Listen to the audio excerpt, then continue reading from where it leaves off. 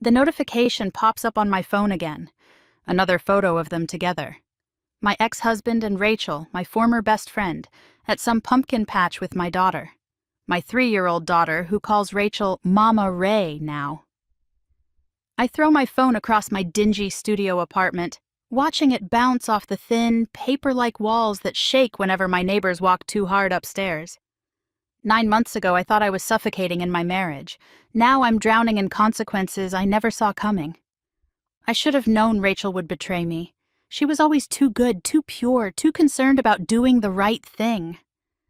When I told her and Lisa about my plans for the cruise, she got that look on her face, that judgmental, holier-than-thou expression that made me want to scream.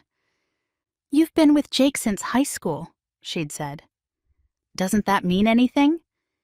It meant I'd wasted 9 years of my life. That's what it meant.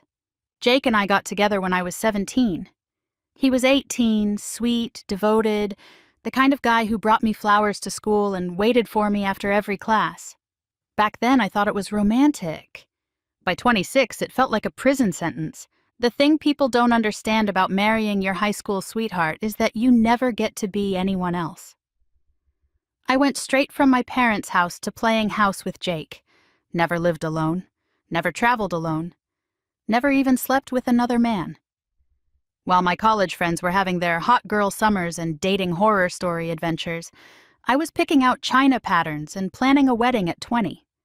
By the time Emma was born, when I was 23, I felt like I'd aged a decade overnight. My friends were posting photos from Cabo and Vegas while I was covered in spit-up, trying to figure out which breast pump had the best reviews. Jake would come home from the factory, exhausted and reeking of metal and sweat, and I'd hand him the baby like a baton in a relay race I never signed up for. "She's been crying all day," I'd say. "I'll take her." You rest. Always so understanding. Always so patient. It made me want to scream. He'd walk Emma around the apartment, singing these ridiculous made-up songs about her toes and fingers, while I sat on our second-hand couch scrolling through Instagram. Every scroll was a knife.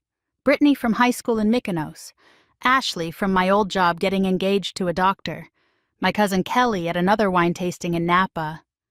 And there I was, in Oklahoma City, in a 2-bedroom apartment that smelled like formula and failure, with a man who thought a big night out was Applebee's with a coupon, while my single friends were posting photos from Miami clubs and dating apps adventures. I was home with a toddler, watching my husband study for his engineering degree. He worked full-time at some factory, went to night school, and played super dad on weekends. Everyone thought he was perfect. "You're so lucky," they'd say. "Jake's one of the good ones." But they didn't have to live with him. They didn't have to endure the predictable routine, the same conversations about homework and bills, the way he'd fall asleep on the couch by 9:30 every night. They didn't have to pretend to be satisfied with missionary position twice a month, always quiet so we wouldn't wake Emma. The cruise was Lisa's idea. "Girls' trip," she said. "We deserve it." She'd just divorced her husband after catching him with his secretary, and she was in her revenge era. Designer clothes, fresh Botox, determination to prove she was still desirable at 28. I knew Jake would say yes. He always said yes to me, grateful for any scrap of affection I threw his way. When I brought it up over dinner, the same chicken and rice he made every Tuesday, his face lit up. "That sounds great, babe." "You deserve a break. When is it?" "Next month, 5 days, Western Caribbean." "Perfect. Emma and I will have a daddy-daughter week. Maybe we'll finally tackle that puzzle she's been wanting to do." God, he was so boring. A puzzle with a 3-year-old. Rachel was harder to convince. She kept asking questions. How much would it cost? Could we really afford it? What about Emma? I finally snapped at her. "Not everyone wants to waste their 20s being a shut-in, Rachel. Some of us actually want to live." She agreed to come, but I could tell she was only doing it to keep an eye on me. Like I needed a babysitter. The morning of the cruise, Jake drove me to the port in Miami. 4.5 hours in the car with him talking about his engineering classes, Emma asleep in her car seat, me pretending to care about thermodynamics or whatever he was studying. "This professor is brutal," he said. "But if I can just get through these next 2 semesters, I'll have my degree. Then we can start looking at houses. Real houses, Claire. With a backyard for Emma." I said, staring out the window at the Florida palms, already mentally on the ship. "I know it's been hard," he continued, reaching over to squeeze my hand. "Me being gone so much with work and school. But it's all for us, for our future. Our future. Like I wanted to spend the next 40 years in Oklahoma City, shopping at Target and pretending to be excited about backyard barbecues." When he hugged me goodbye at the port, he held on too long. "Have fun, babe." "You deserve this." "I will," I said, already pulling away, already scanning the crowd for Lisa and Rachel. The ship was massive. 11 decks of possibilities. Pools, clubs, restaurants, bars. A floating city where nobody knew I was somebody's mother, somebody's wife. I could be anyone. The old Claire. The fun Claire. The Claire who should have studied abroad in Barcelona instead of getting knocked up junior year of college. The first night on the ship, Lisa and I hit the club while Rachel went to bed early with a book. That's where I met Ryan. 6'3", divorced, traveling with his buddies from Columbus. He bought me drinks, made me laugh, looked at me like I was the only woman in the room. "You're too beautiful to be married," he said, noticing my ring. "Who says I'm happily married?" I replied, sliding the ring off and dropping it in my purse. Lisa cheered me on. "Yes, girl. Get it, you only live once." By the second night, I was in Ryan's cabin. By the third, I couldn't remember why I'd ever settled for Jake. Ryan was everything Jake wasn't. Spontaneous, dangerous, exciting. He'd grab me in hallways for stolen kisses, send filthy texts during dinner, make me feel 21 again instead of like someone's tired mother. "You're incredible," he whispered against my neck after our second night together. "How is someone like you married?" "Mistake," I gasped, arching into him, young and stupid. "His loss," Ryan said, and I believed him. The sex was nothing like with Jake. Jake was gentle, always checking if I was okay, always making sure I finished first. Considerate, predictable, like everything else about him. Ryan didn't ask permission. He took what he wanted, left bruises on my thighs, made me do things I'd only seen in movies, made me feel wanted in a way that 3 years of "you look tired, honey" never could. Lisa was living her own fantasy with Ryan's friend Derek. We'd meet for breakfast, sunglasses hiding our tired eyes, sharing details like war stories. "Derek did this thing with ice cubes," she'd whisper, and we'd dissolve into giggles like teenagers.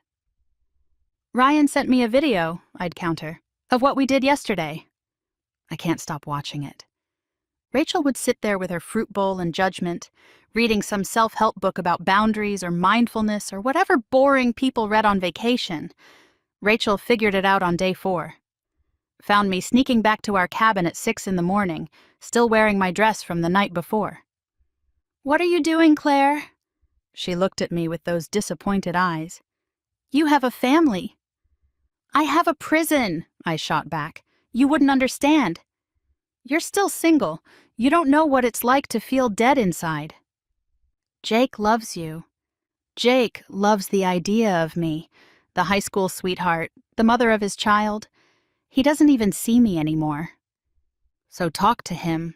Don't do this." This is the first time I've felt alive in years. Rachel didn't speak to me the rest of the cruise. Lisa, meanwhile, had hooked up with one of Ryan's friends. We spent the last day planning how to keep things going when we got home.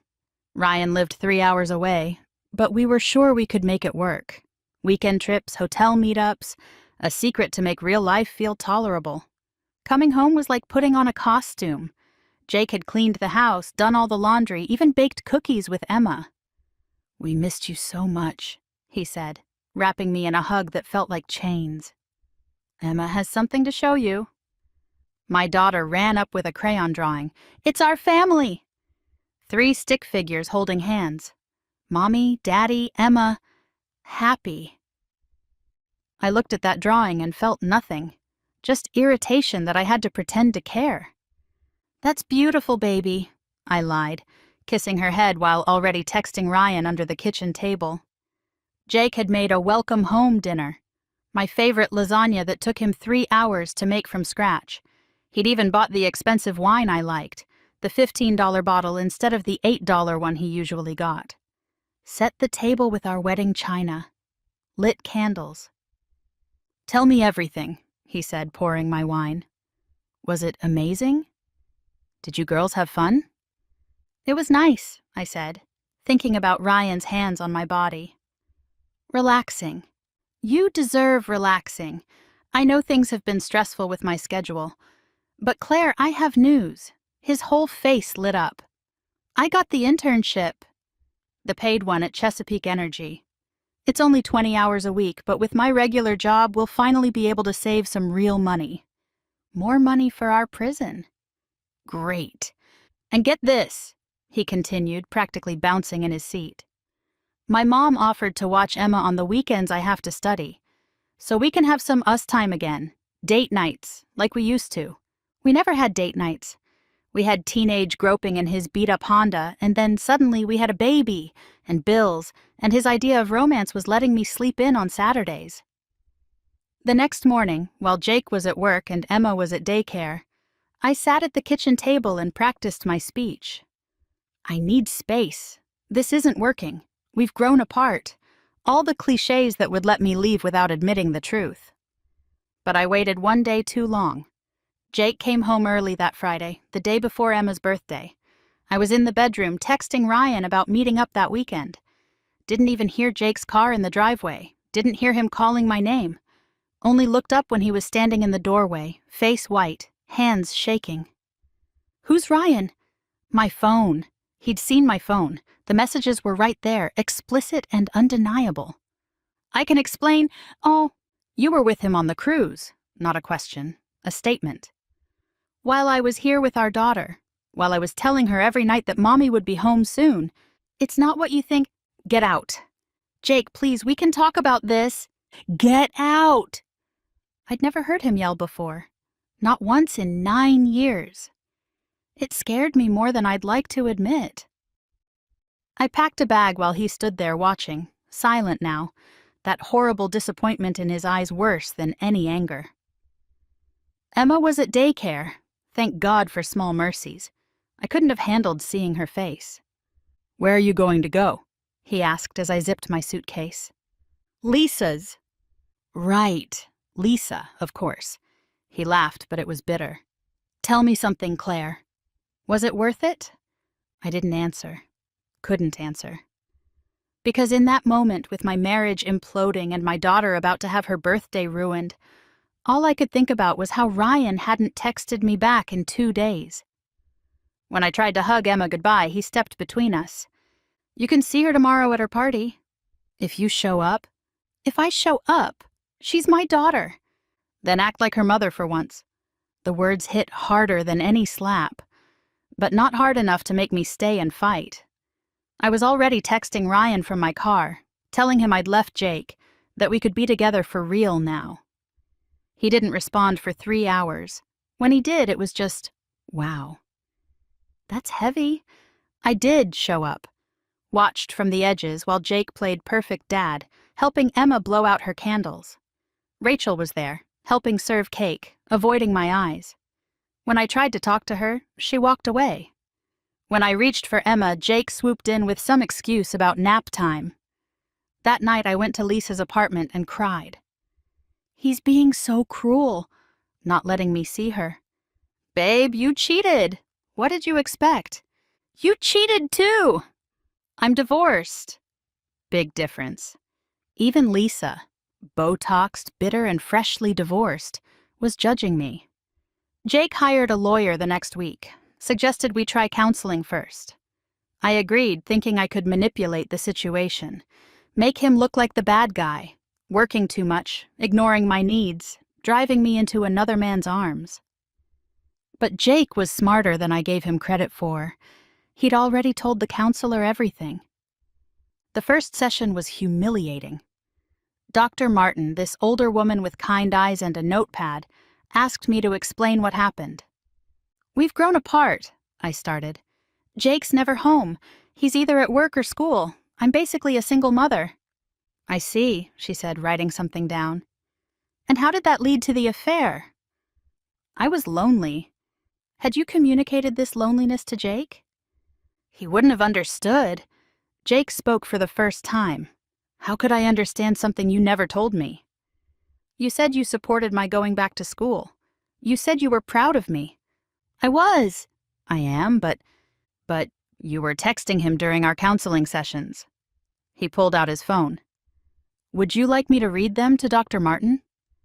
The ones where you're planning to meet up this weekend while I have Emma?" My face burned. I'd forgotten he had access to our phone bill, could see every text, every call, even if he couldn't read the contents. That's not... 17 texts during our last session, while we were talking about rebuilding trust. Dr. Martin looked at me over her glasses. "Are you still in contact with this person?" "It's complicated." "No," Jake said quietly. "It's not." I kept seeing Ryan. What else was I going to do? Jake had kicked me out. My marriage was over anyway. But dating Ryan without the secrecy was different. Less exciting. He was just another guy who wanted to split appetizers and complain about his ex-wife. After 3 weeks of counseling where Jake barely looked at me, I made a strategic decision. I went to his apartment, our apartment, when I knew he'd be home from work, wore the sundress he used to love, cried real tears. "I made a mistake. I want to come home. I want our family back." For a moment, I thought I had him. His face softened. Then he asked the question that ruined everything. "Are you still talking to him?" "That's not..." "Are you still talking to him, Claire?"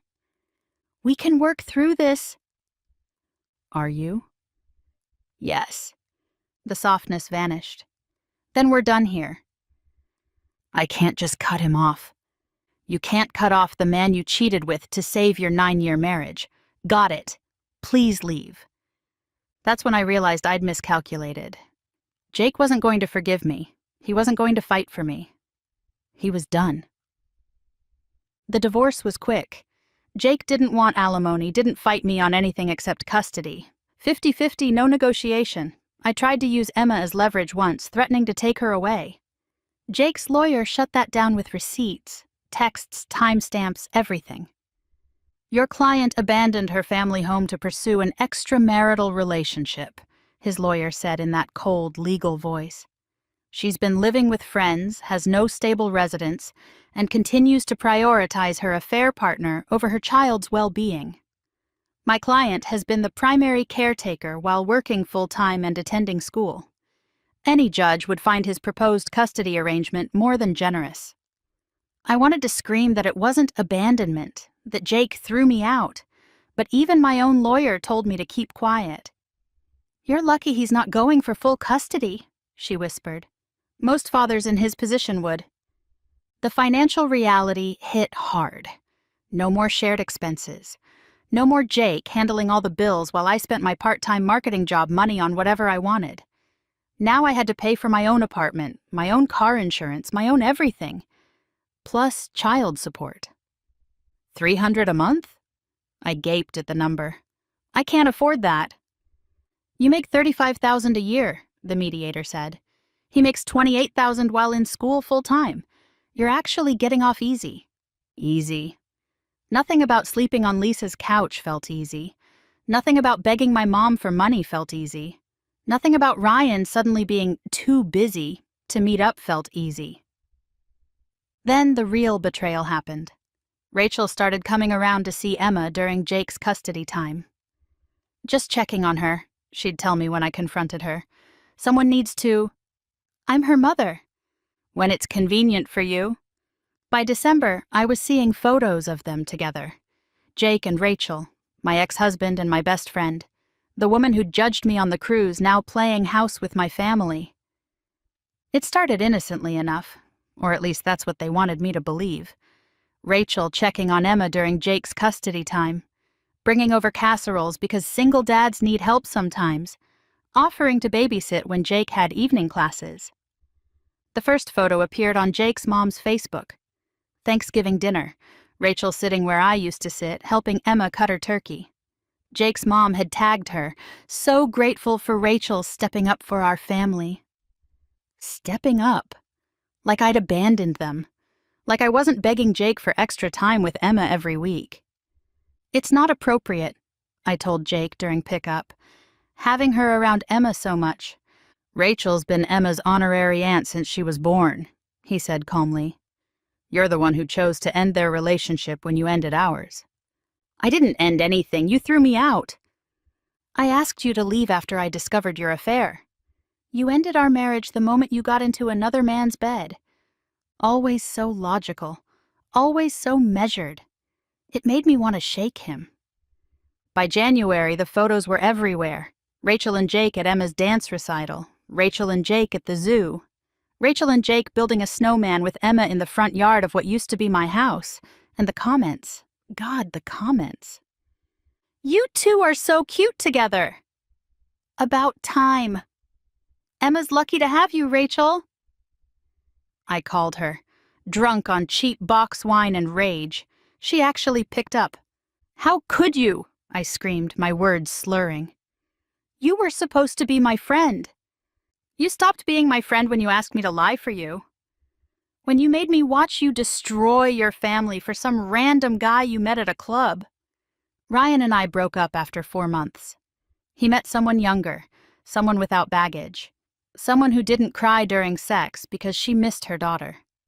I was alone in a 1-bedroom apartment, one that always smelled like my neighbor's cooking, working extra shifts to afford child support, while Jake and Rachel posted photos of their happy little family. They're together now. Really together. Emma calls her Mama Ray and runs to her at pickup like she used to run to me. Jake looks at Rachel the way he used to look at me, back when I was 17 and thought his devotion was romantic instead of boring. I tried to get him back last month. Showed up at his door, begging. Told him Ryan meant nothing, that I'd made a mistake, that I'd do anything. Claire, you made your choice. Over and over you made your choice. Even in counseling, you chose him. I choose you now. No. You choose being alone. That's what happens when you throw away people who love you. Rachel appeared behind him, my daughter on her hip. Emma reached for her, not me. Mama Ray, can we make cookies? Mama Ray, in my house, with my family. I see them around town sometimes. The 3 of them at the farmer's market, the park, the pizza place Emma loves. They look like a family. They are a family. The family I threw away because I was bored. Jake's in grad school now, still working full-time, still being super dad. But somehow he finds time to take Rachel on real dates. Flowers show up at her work. I know because we have mutual friends who tell me everything, thinking they're being helpful. He looks at her like she's special, the way he used to look at me before I trained him to stop trying. Some nights I lie in my apartment and do the math. If I'd just waited 2 more years, just stuck it out until Jake finished school, got his engineering job, until Emma was in kindergarten, I could have had the divorce then, with alimony, with primary custody, with dignity. Instead, I blew up my life for a 5-day cruise fling with a man who doesn't remember my last name. But that's not the worst part. The worst part is, the punishment fits the crime so perfectly it feels scripted. I cheated with a random man and lost my husband to my best friend. I abandoned my family for excitement, and now watch someone else live my life.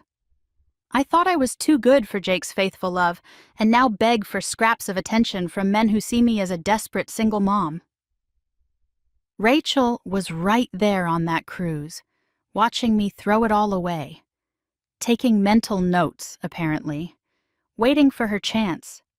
And I handed it to her, gift-wrapped with my own stupidity. I want to hate her. I do hate her. But I hate myself more. Because every accusation I throw at her bounces back at me.